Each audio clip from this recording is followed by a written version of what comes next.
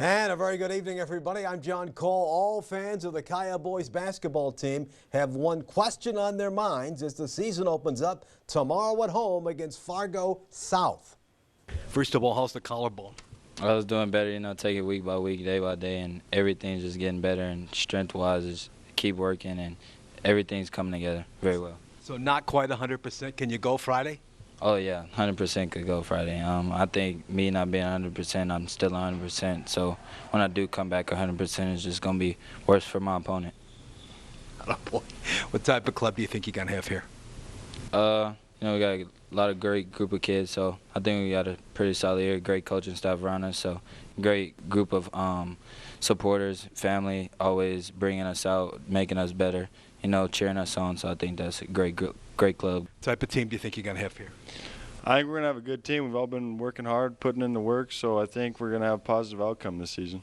And build upon what you did last year at the end. Yeah, last year we went on a strong run. We all bonded and had that connection, so it worked out. And you bring back some experience, and that's a big thing in the WDA. Yeah, it is. Senior year, what do you want to do here? I want to be the hardest worker on the court at all times, get the most rebounds, and make everyone have a positive attitude on the court. What type of club do you think you have here?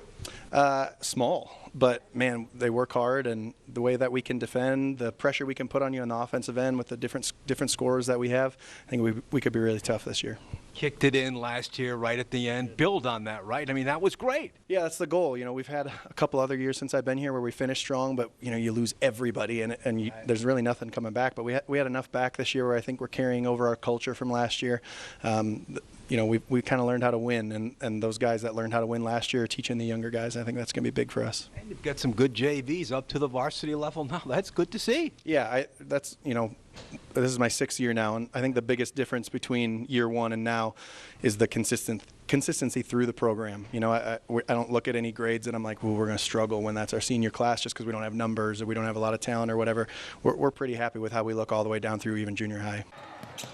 All righty, it all begins tomorrow against the Bruins, 7:45 p.m. The Gals play the early game also against South at 6 p.m. College basketball about ready to get underway at the Border Wars in Gillette, Wyoming. Tetons trying to put the brakes on a 3-game tailspin. They'll take on Western Nebraska. Lady Tetons have the late game at 8:45. They have ripped off 11 wins in a row.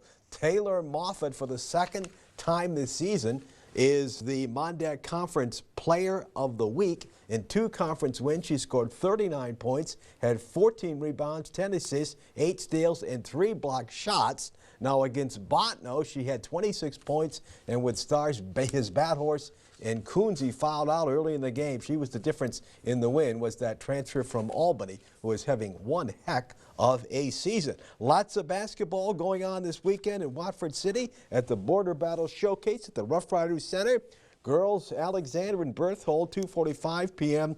Boys, Alexander and Berthold. Watford City and Sydney, 6:15. Then boys, Watford City and Sydney. And with that, we take a timeout on First News at 6.